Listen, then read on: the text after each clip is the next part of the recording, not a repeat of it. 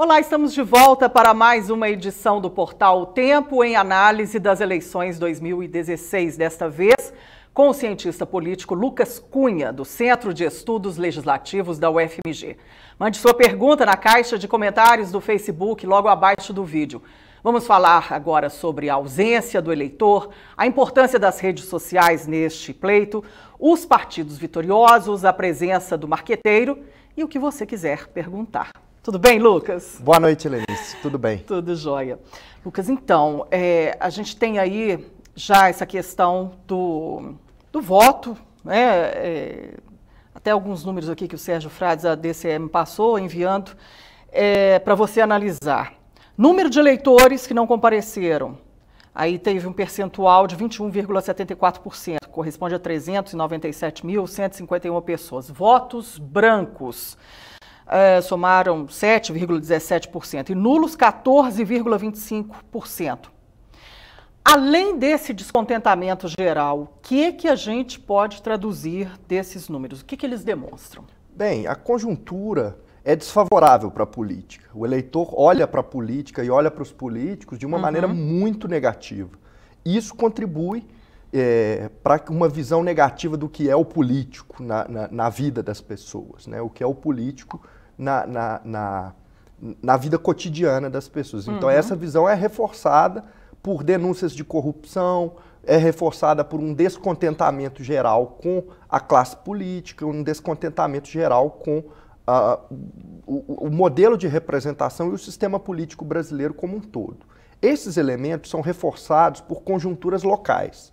Então, por exemplo, se a eleição municipal ela é vista como uma eleição menos importante, porque ela está referida à lógica da cidade, ela não tem uma exposição tão grande na imprensa, e também na imprensa tem, mas ela não tem uma exposição tão grande por conta da mini-reforma eleitoral. Então ela não cai na boca do povo o tema da política. Então essa campanha, somada à questão da mini-reforma eleitoral, que diminuiu o tempo das campanhas no rádio e na TV, que também diminuiu a possibilidade dos candidatos, né, proibiu os candidatos de terem doação de empresas, o que diminuiu a quantidade de recursos nas campanhas. Então, a gente estava trabalhando aí em 2016 com um tempo mais exíguo e os recursos mais escassos. Então, a campanha não mobilizou as pessoas. Então, essa eleição é uma eleição que a gente pode considerá-la uma eleição morna, uma eleição fria, uma eleição do descontentamento. Eu acho que talvez essa seja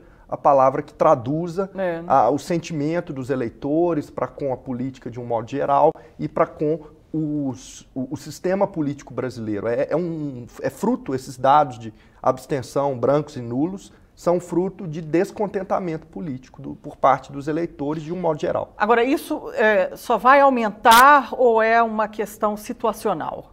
Nessa eleição, exatamente. Na de 2018, a gente pode esperar também números avassaladores como esse? Bem, é difícil de prever porque isso pode variar conforme vários elementos. Então, a gente tem índices de não comparecimento no Brasil que tem aumentado ao longo dos últimos anos, mas o voto se mantém obrigatório. Então, o que na ciência política a gente costuma observar que o custo de não votar no Brasil é muito baixo. Por quê?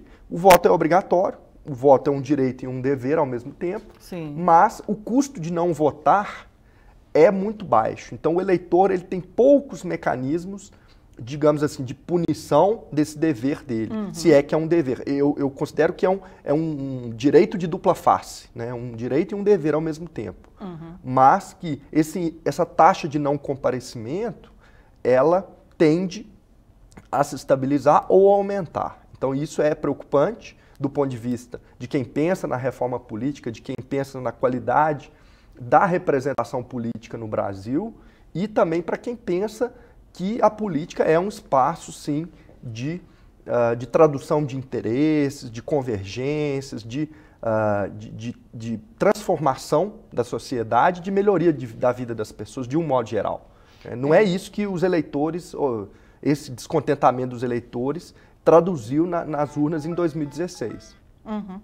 Porque alguém vai ser eleito, né? Então, exatamente. Não tem... O nível de abstenção em BH foi de 21,6%, votos brancos 8,46% e nulos 12,46%. Os dados atualizados aqui dessa questão, da ausência do eleitor. Né? Sim. Agora, nesse cenário, né, além do descontentamento do eleitor, o que a gente pode esperar? Aqui tem antes eu vou fazer uma pergunta aqui de um dos internautas, o Felipe Eduardo Teixeira. Ele diz que o candidato João Leite não é bem aceito pelos policiais. Você acha que mesmo assim o Sargento Rodrigues vai apoiar João Leite, mesmo sabendo que 99% dos policiais não votaram nele? Bem, isso é uma questão de tem a ver com as alianças do segundo turno. Né? O segundo turno é um momento de reconfiguração das alianças no contexto de um realinhamento, de um agrupamento de forças políticas. Né? No caso específico da rejeição dos candidatos, dá para a gente perceber que os candidatos que têm são os mais conhecidos, que têm a maior memória política, o que a gente chama na ciência política de recall eleitoral, são aqueles que exatamente têm a maior rejeição. Então isso é o que a ciência política diz exatamente em teoria. Na prática, isso pode traduzir em alguns setores da sociedade, do funcionalismo público ou setores de determinada orientação ideológica, de determinado grupo ou segmento social, que tem uma rejeição a determinado candidato. Eu penso que no caso da conjuntura de Belo Horizonte, o que surpreendeu mais foi que o projeto, digamos assim, do atual prefeito não foi validado pelas urnas, dado que o candidato apoiado pelo prefeito Márcio Lacerda, ele não conseguiu uma votação expressiva. Então, isso demonstra que é uma conjuntura em que as pessoas não estão satisfeitas e não querem continuidade. Isso diz alguma coisa sobre as eleições. Uhum. Focando especificamente na pergunta do internauta, eu penso que o apoio por parte dos policiais, o apoio por parte dos profissionais da segurança pública a esse ou aquele candidato é uma questão que não necessariamente vai interferir. Por quê? Porque isso depende do nível de coesão daquele agrupamento social ou daquele grupo de profissionais. Por exemplo,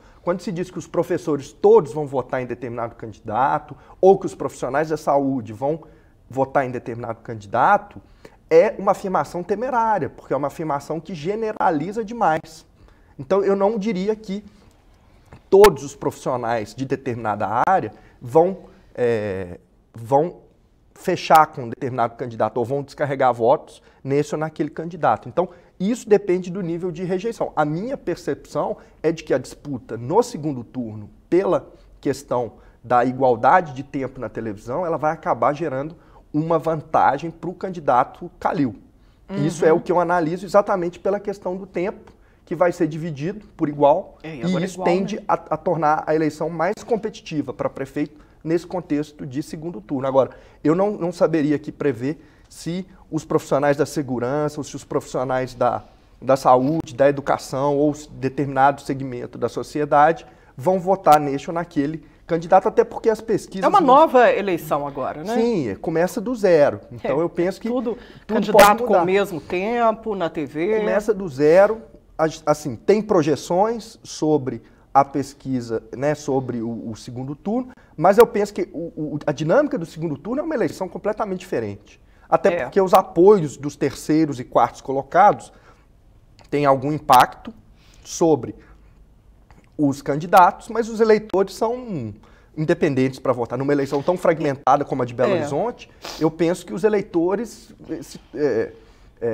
houve uma polarização entre a candidatura do João Leite, por um lado, e da candidatura do Alexandre Calil, por outro, e no segundo turno é muito mais imprevisível, porque a gente tem ali uma situação em que os candidatos vão ter maior igualdade de tempo, de exposição no rádio e na televisão. Obviamente que a gente tem ali algumas pesquisas que indicam alguma rejeição um pouco maior do candidato Calil, mas isso não quer dizer que a eleição já esteja definida em Belo Horizonte ou que o cenário vai ser de uma vantagem, etc. Mas no cenário das alianças, para onde que elas devem caminhar? Para um nome ou outro? Como que vai ser essa divisão? Assim? Ou ainda não dá para saber? Agora vai ser a partir de amanhã, né, que vamos eu penso acompanhar que isso. Existem sim estratégias por parte dos candidatos que entram com o objetivo de formar coligações no segundo turno. Isso é uma prática mais ou menos comum num sistema que é multipartidário, como o caso brasileiro.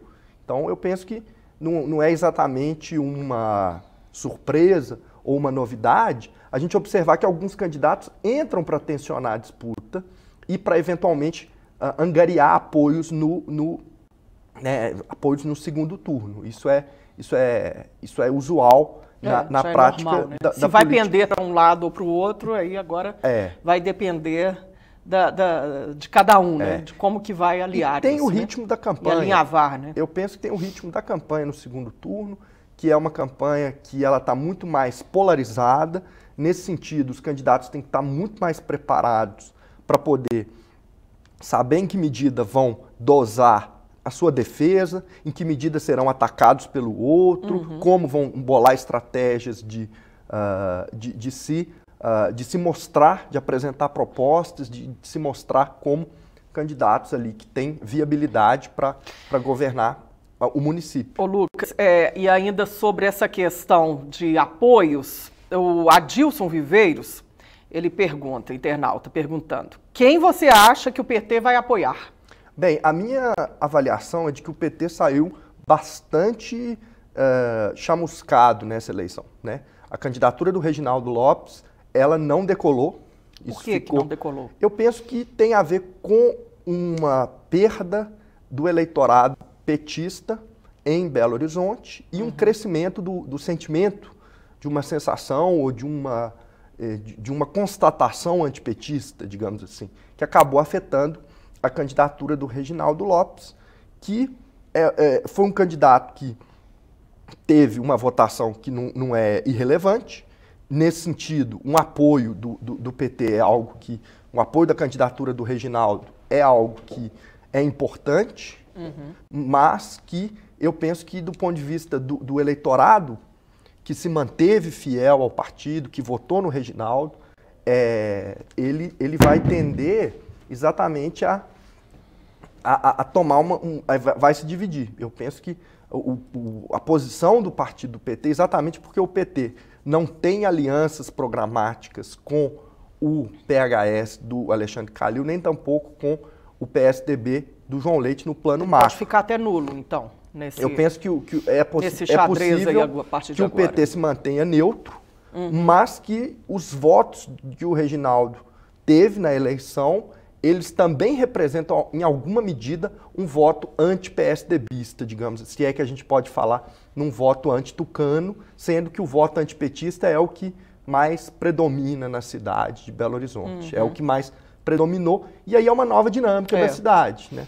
Uma nova dinâmica em que os partidos não são tão mais relevantes, ainda que as suas máquinas partidárias tenham um enraizamento na sociedade, isso interfira nos resultados da eleição, mas que eu penso que o PT vai se manter neutro, até porque uma aliança com o PSDB, nesse contexto atual, seria algo bastante não usual na configuração de forças políticas nessa conjuntura para o PT. Lembrando que o PT já foi aliado informal do PSDB lá em 2008, quando elegeu o prefeito Márcio Lacerda com o apoio do então governador Aécio Neves e do Fernando Pimentel.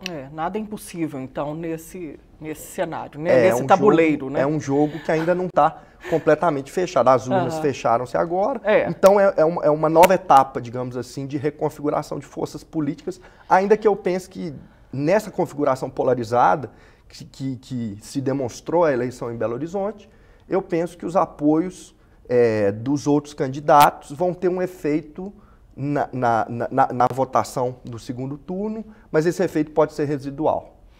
Ô Lucas, agora tem uma pergunta aqui do pessoal da redação, da Carol. Quase metade da Câmara Municipal em Belo Horizonte, né? Nós temos 41 vereadores, e aí o pessoal não foi reeleito, né? Quem foi candidato. E aí o que você acha dessa renovação? Sim. Ela é uma mudança de paradigmas, já que na Câmara Municipal de Belo Horizonte a gente sempre vê, né, uma continuidade. O que muda nesse cenário? Qual que é a resposta da urna aí? Bem, talvez a taxa de renovação dos candidatos não seja a grande novidade nesse momento em Belo Horizonte, sendo que ser reeleito numa eleição proporcional para vereador é muito difícil, ainda mais num contexto adverso dessa mini-reforma eleitoral que tornou o financiamento empresarial estrangulado e também acabou fazendo com que os candidatos tenham que adotar outras estratégias. Então, o índice de renovação não me surpreende, até Sim. porque o perfil dos candidatos é um perfil muito regional, ou candidatos que têm inserção em meio de comunicação, mas a grande surpresa talvez seja essa articulação com os movimentos sociais. A votação das duas candidatas do PSOL que foram eleitas me surpreendeu bastante. Foi uma surpresa, talvez, exatamente porque foi a primeira vez que o PSOL vai ter vereadores em Belo Horizonte, já chega com uma bancada de 2 vereadoras. Isso é algo expressivo e a fragmentação partidária que continua. Então, a gente tem ali candidatos que representam determinadas localidades da cidade, determinadas regiões, região do Alípio de Melo, região de Céu Azul, candidatos eleitos que foram muito concentradamente votados. Isso faz com que o candidato tenha um comportamento de olhar para uma determinada região. E aí não depende de partidos. Essa que é talvez a lógica ainda que na arena eleitoral os partidos não tenham muita importância, na arena legislativa eles ganham alguma importância na medida em que a Câmara Municipal se articula com as assembleias legislativas e com o poder legislativo no âmbito nacional. Então, os partidos eles operam na medida do seu enraizamento nos municípios, sendo que os vereadores são figuras privilegiadas para você ter inserção em determinado município, que é o que necessita um candidato a deputado estadual e um candidato a deputado federal, e também um candidato a governador. Essa novidade aí que você falou, né, por exemplo, o PSOL, a gente vê nisso aí uma relevância das redes sociais, porque todos os candidatos fizeram assim, grandes campanhas nas redes sociais, né? Com as páginas, todo mundo curtindo, acompanhando, né? Aí o tempo é indefinido, ele pode falar o tempo que ele quiser, posta vídeo. Em que as redes sociais elas mudaram essa eleição nesse ano? Bom, na medida em que as redes sociais pulverizam a informação, por um outro lado, elas têm uma capacidade muito rápida de disseminar a informação de uma maneira veloz. Então, isso faz com que determinadas ideias, propostas ou determinados posicionamentos políticos ganhem relevo. Isso pensando em redes sociais, tais como o Facebook, tais como o Twitter, tais como o Instagram ou o próprio WhatsApp, que são as mais utilizadas no Brasil. Isso aí dá uma dinâmica muito grande para que você possa disseminar suas próprias ideias. Então, dá ao eleitor também um empoderamento no sentido da sua expressão política. Os candidatos utilizaram as redes sociais e os eleitores também reverberaram essas ideias. Logicamente, tem uma estratégia de campanha por trás, mas eu diria que o enigma da internet não foi decifrado ainda. Esse enigma, digamos assim, de qual é a melhor estratégia, em que medida você calibra, porque tem um efeito de saturação. Se um candidato coloca muitas postagens de uma só vez, aquilo ali tem um efeito de saturação. O eleitor acaba deixando de acompanhar aquele candidato. Então, a dosagem exata da campanha, em que medida que ela dissemina ideias, em que medida que ela usa de recursos tecnológicos, usa de multimídias, usa vídeos, usa tecnologias, usa aplicativos, etc., para poder fazer daquela campanha uma campanha que leve a mensagem do candidato. Agora, com isso, a imagem, a presença do marqueteiro, Ela deixou de ser decisiva nessa eleição? Bom, eu penso que nessa eleição especificamente, o eleitor também se tornou marqueteiro. O eleitor conectado em redes sociais, esse eleitor que tem um grau de sofisticação e interesse por política, que quer interferir a decisão de outras pessoas, digamos assim. Esse eleitor, ele está engajado, digamos assim, e ele se engaja também nas redes sociais. Então a ideia de uma figura que centraliza a estratégia de comunicação do candidato e consegue articular todos e prever aquela figura meio da bola de cristal do marqueteiro, o mago que consegue prever os efeitos e consegue calibrar e dimensionar o candidato para que ele seja contextualizado e articulado com os interesses dos eleitores, isso perdeu um pouco de força, porque o candidato, ele, obviamente que ele não é um produto a ser embalado, a ser comercializado. E também aqui em Belo Horizonte, por exemplo, com esse pouco tempo de TV, porque 11 candidatos, como é que faz, né? Gente aí com 20 segundos, 30 segundos, vai falar o quê, assim? É muito tempo, por um lado, sim, mas por outro, para concorrer com outros candidatos, eu penso que e uma campanha mais pobre também. A estratégia dos candidatos é de investir na mensagem política. Eu acho que o eleitor também está atento em relação a isso. Quem utilizou nessa campanha muitos recursos que vão além da mensagem, obviamente que a mensagem tem que estar articulada com a imagem do candidato, com a tecnologia que ele usa, com a qualidade do áudio, com a qualidade do vídeo, etc. Mas isso não é exatamente, não é somente isso que o eleitor olha. O eleitor olha se a campanha está na rua, o eleitor olha se aquela campanha tem uma mensagem que é articulada, que faz sentido.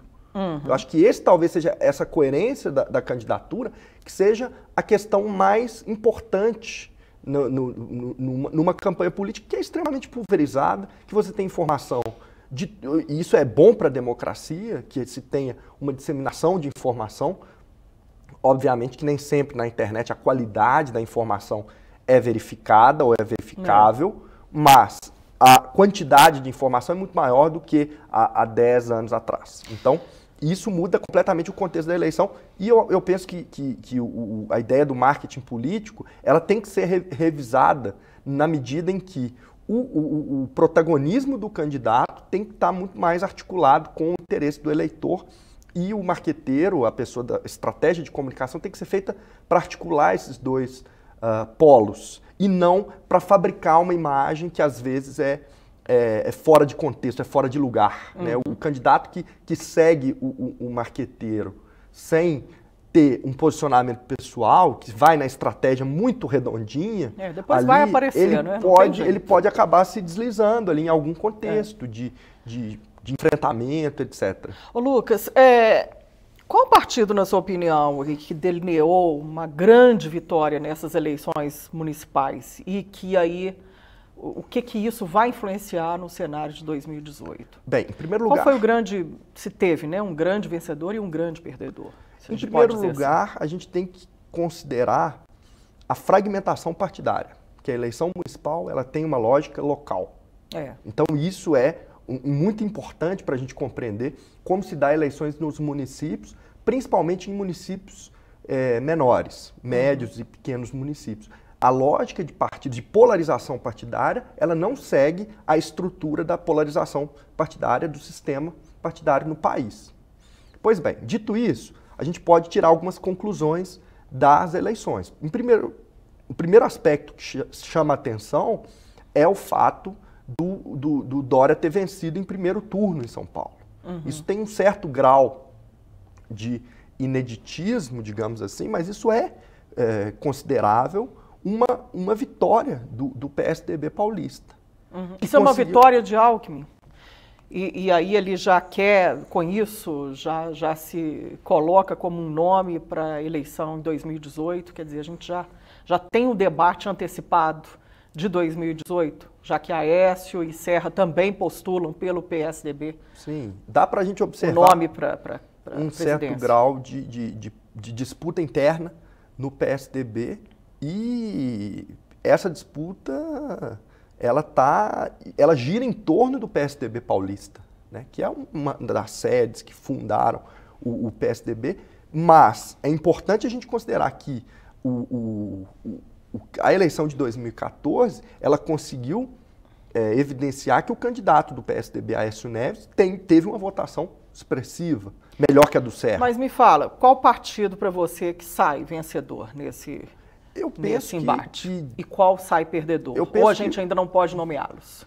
De um modo geral, tem um efeito, né, na eleição para 2018. O grande perdedor é o PT. Eu acho que ele foi atingido em cheio por conta de uma eleição que acontece numa conjuntura em que o PT está sendo cada vez mais associado a uma visão de política que é uma visão distante do eleitorado. O PT, o eleitor que votou no PT, o eleitor que votou em Lula, que votou em Dilma, ele também está decepcionado com o partido e eu penso que o PT é o maior atingido nessa eleição. Em termos dos vitoriosos, eu penso que o PSDB foi um dos vitoriosos, o PMDB também pode ser considerado um outro partido que sai fortalecido dessas eleições.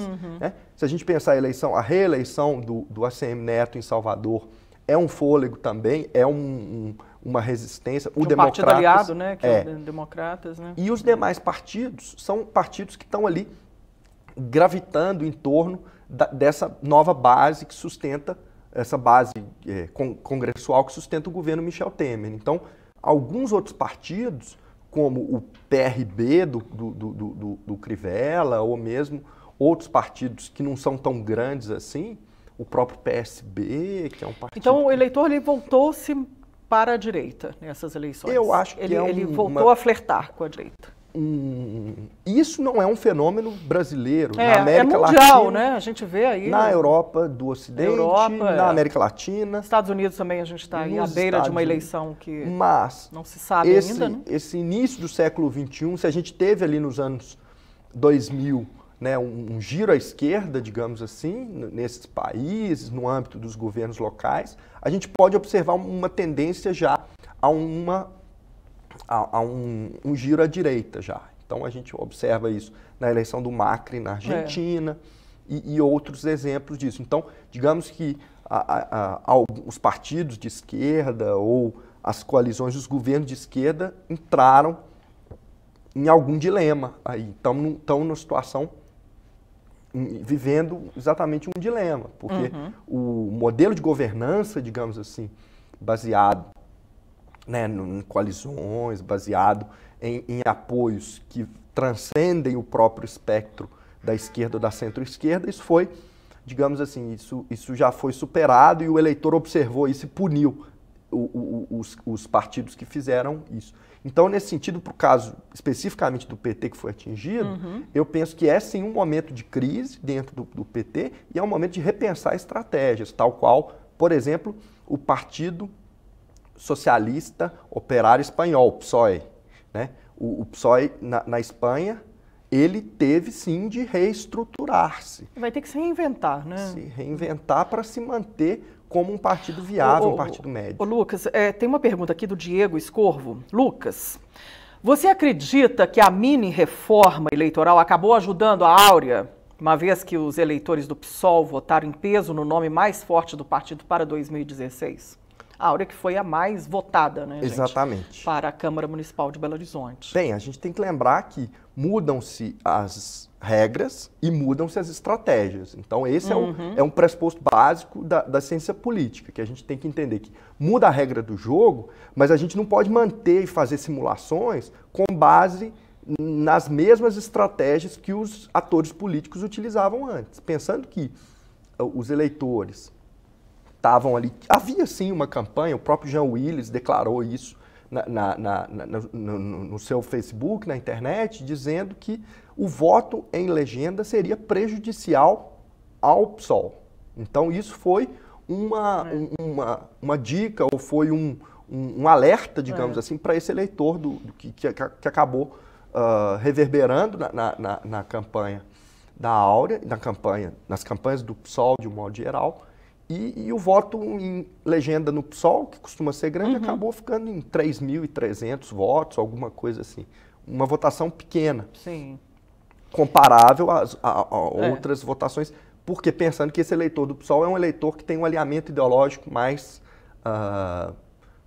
coeso, digamos assim. Não vou dizer que esse eleitor ele é distinto do eleitor que vota em partidos da direita, porque isso não é razoável, mas é um eleitor que ele está olhando para o perfil do candidato articulado com a proposta do partido. Outros partidos já não investem tanto nessa estratégia. Então, o sistema brasileiro é focado no candidato, é um sistema centralizado no candidato. Uhum. E exatamente por isso, a gente pode pensar que os eleitores acabam por votar no candidato, mas quem elege de fato é a coligação.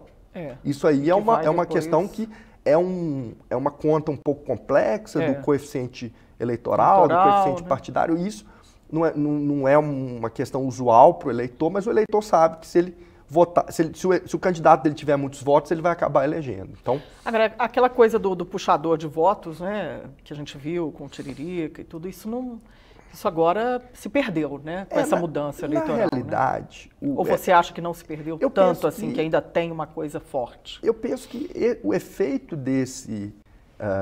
dessa regra é um efeito da proporcionalidade. Né? A ideia de que quem tem um número X de votos tem que ser proporcional. Então, a ideia é de que o vencedor não vai levar tudo.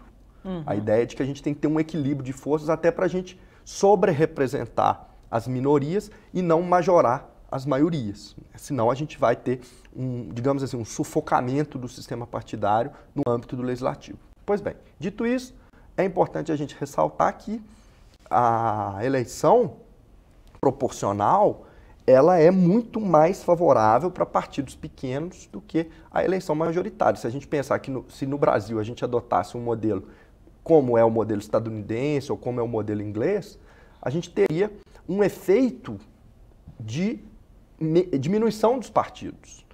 Muita gente pode considerar isso como um ganho democrático, como uma forma de se reduzir o grande número de partidos, fazer com que os partidos se aliem em ideias, diminuir essas legendas que não representam coisa alguma, etc. Mas a gente pode ter um efeito contrário, que é esse efeito que acontece na eleição dos Estados Unidos, que é exatamente uma alta concentração de partidos. Eu costumo dizer... apesar de ter 80 partidos, né, tem 2 só que... Eu costumo dizer que resolvem tudo lá. 30 e poucos partidos, como a gente tem no Brasil, não é razoável, mas 2 lados também, eu acho que fica muito reduzido, como um sistema bipartidário, como é o dos Estados Unidos. O Brasil, quando teve o sistema bipartidário, foi no período da ditadura, o que não representava em nada a diversidade de forças políticas do país. Eu penso que é assim que se pensar em cláusula de desempenho, em alguma medida, todos os países e democracias mais longevas têm esse tipo de mecanismo exatamente para evitar esses outsiders, esses partidos que correm por fora, mas a gente tem que considerar também em que medida o sistema político não fica esclerosado. Porque o Brasil tem uma democracia jovem. As pessoas já reclamam que os partidos têm caciques políticos, que têm muita hierarquia. Se a gente reduz isso para 3 ou 4 partidos, a gente vai ter uma política extremamente verticalizada. E isso eu penso que pode ser ruim para a democracia. Se o sistema nosso é demasiadamente aberto, eu penso que fechá-lo por demais também pode ser contraproducente. Agora, outro dia, semana passada, o presidente da Fitch Ratings veio a Belo Horizonte, o Rafael Guedes, né, que é uma agência de risco que avalia, dá as notas, né, para que seja grau de investimento ou não no país, né? E aí ele falou, eu perguntei para ele qual que era o ponto nevrálgico do Brasil, né? O que precisava ser resolvido imediatamente. Ele falou uma reforma política. Porque do jeito que as coisas estão, a pessoa só vota, ela pergunta antes o que ela vai ter em troca, o que ela vai ganhar com aquela votação. Então, que isso tinha que mudar no Brasil. Né? É por aí mesmo para que o país volte a ter um desenvolvimento. E ele também acrescentou que as pessoas... que os políticos votam, mas sem ter um conhecimento também grande do que estão votando, né? Que é uma votação rasa. Então, em que isso pode mudar, né? Ou se isso tem condição de mudar no Brasil, né? Com tantas reformas aí que o governo quer promover agora. Bem, a gente tem que pensar que no Brasil, a jovem democracia brasileira ainda persistem práticas, nessa democracia jovem, ainda persistem práticas arcaicas, do tipo coronelista, práticas clientelistas, práticas de uma política que lembra os tempos da velha república, né? Que o eleitor troca o seu voto por benefícios individuais, e isso pode ser caracterizado como uma espécie de corrupção ou uma corrupção de fato.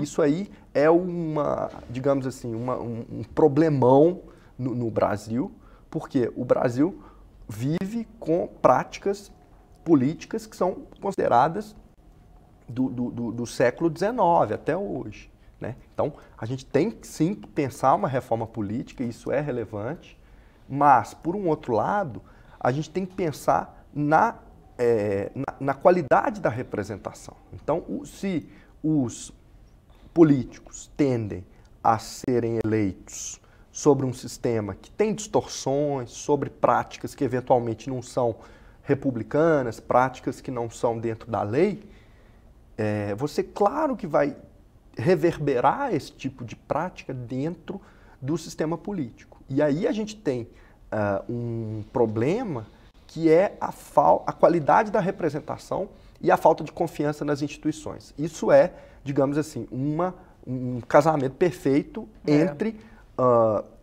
dois elementos que são perversos para o sistema político, para a política de um modo geral. Então, se por um lado a gente tem o problema da corrupção, que, ao meu ver, é endêmico, de outro lado, a gente tem a qualidade da representação. Numa jovem democracia, que o sistema de 88, a partir de 88, forjou, e que, ao meu ver, ainda tem que ser aprimorada.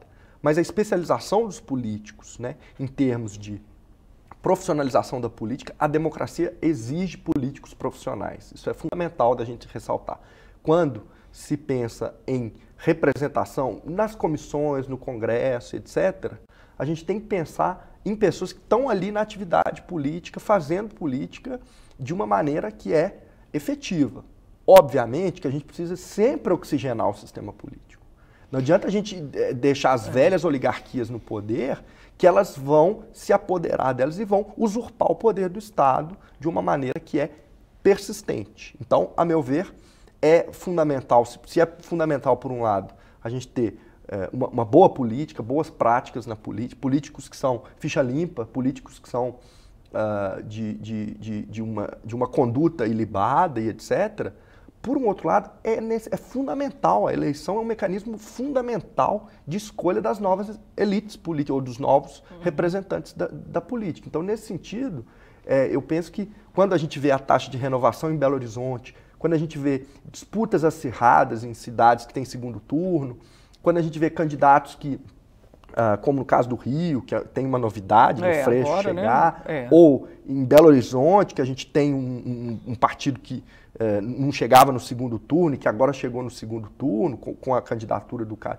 Eu penso que, de um modo geral, a política, ela é o espaço do conflito, é o espaço do interesse. O eleitor tem que estar atento exatamente às propostas dos candidatos, tem que estar atento ao perfil dos candidatos e saber avaliar isso, e não trocar o seu voto por um pequeno benefício ou votar somente numa pesquisa e etc. O eleitor, a meu ver, ele precisa de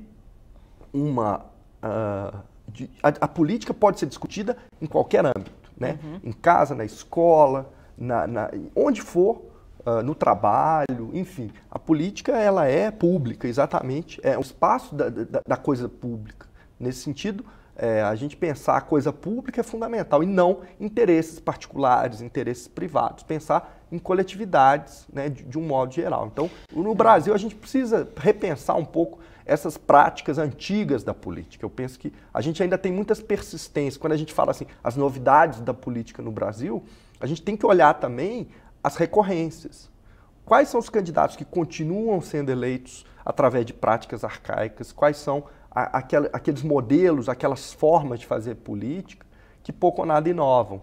Bom, diante de todo esse cenário, para terminar, Lucas, você está otimista ou um pouco cético em relação a 2018, pelo que a gente viu nesse primeiro turno das eleições municipais? Bem, nós, como cientistas políticos, a gente sempre tem que ter uma visão que é ao mesmo tempo analítica, mas a gente também tem as nossas paixões, a gente também está contextualizado no sistema político.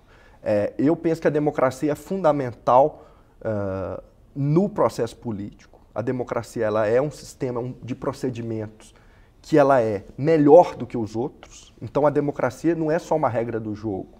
A gente tem que pensar que a democracia tem que ser um valor a ser praticado. Então a democracia é sim a possibilidade de se transformar a sociedade dentro do sistema, é a possibilidade, né, de transformação da sociedade dentro de um sistema não violento. Eu acho que esse é o primeiro ponto que a gente tem. Essa eleição teve alguns casos aí de violência foi que uma chamaram eleição bem atenção. Violenta, né? Uma eleição violenta, uma eleição que assusta um pouco, né? Assusta um pouco. Isso, a gente tem que pensar que democracia é o sistema da não violência. Esse é o primeiro ponto. O segundo ponto, a gente tem que ser otimista em relação à democracia, não em relação aos políticos, não em relação aos partidos ou ao resultado de uma eleição. A gente tem que ser otimista que a democracia ela é um valor, por quê? Porque ela tem a possibilidade de ser modificada. A democracia é sim o polo da transformação, é a institucionalização do conflito político. Ele vai existir, mas se ele for feito dentro de arenas de disputa política que são regradas, que são institucionalizadas e que podem ser questionadas publicamente, aí sim a gente vai ter um sistema político que representa, a gente vai ter um sistema político que é capaz de produzir soluções, decisões para a população e que vai conseguir fiscalizar o papel dos representantes. Então, se a gente pensar no caso do Poder Legislativo, que o papel dele é representar, fiscalizar e legislar, a gente ainda tem um hiato muito grande entre a habilidade que se tem, os poderes que o Legislativo tem, para ser, de fato, uma esfera republicana, uma esfera pública. Obviamente que na sociedade da tecnologia, da informação, a gente tem que pensar em novos espaços, então, em novas dinâmicas da sociedade. A cidade pulsa e não é dentro somente da Câmara dos vereadores ou dentro do gabinete do prefeito. A gente tem que pensar que a política, o sentido original da palavra política, é a polis, é a cidade, é o conjunto de todos nós. Então, se a gente não tiver esse sentimento ou essa expectativa, a gente começa a delegar para o sistema político. E aí é um grande problema, quando a gente começa a observar o eleitor deixando de votar, o eleitor desacreditado da política. Ele está reforçando características de permanência do sistema político. Isso não muda em nada. Não ajuda em nada. Não ajuda em nada. E se o eleitor tem a ilusão de que ele vai, de uma maneira apática, ele vai transformar a política, não vai. Ele vai, pelo contrário, vai reforçar os aspectos negativos que ela já tem. Então, eu sou muito otimista em relação à democracia, eu sou muito otimista e eu penso que o cenário de 2018 é muito bom ter eleições, sempre. A eleição é a festa da democracia, é um momento de consagração da coisa pública. Mas é um cenário desafiador, não é? Que a gente tem aí ao mesmo tempo, a conjuntura é desafiadora, certamente. Tá joia, Lucas. Muito obrigada pela sua participação, por ter colocado essas questões assim de uma maneira tão clara para o eleitor, para o internauta, e que vocês continuem acompanhando a gente. Muito obrigada pela sua participação aqui. Eu que agradeço. Para você também, internauta, muito obrigada pela participação, por essa cobertura aqui, pelas suas perguntas aqui no Portal Tempo. E até a próxima, né? Até o segundo turno. Tchau!